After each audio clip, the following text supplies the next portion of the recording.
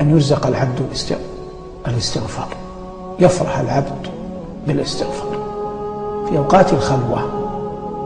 يحاول الإنسان أن يذكر ربه كثيرا، فإن ذكره لله كثيرا يحيي قلبه.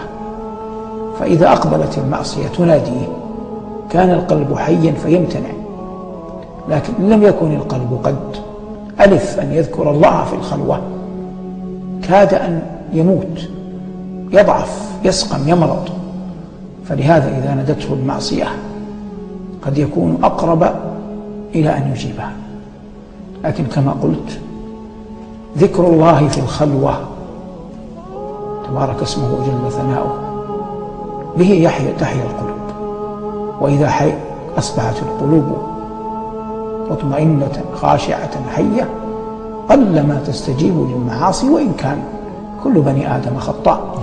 لكن المهم في أوقات الخلوة تأتي خلوة أحيانا حتى لو أراد الإنسان المعصية لا تتأتى، كخلوته على فراشه في بيته، يعني لا يوجد مثلا دوافع معصية.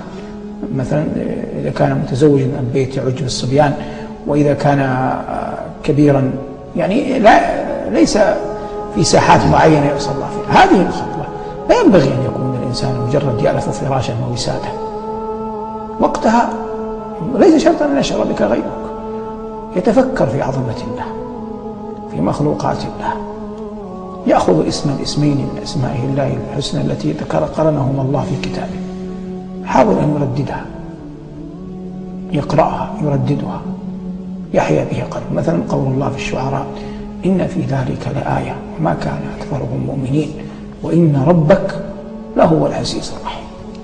فلو ردد إن ربك لهو العزيز الرحيم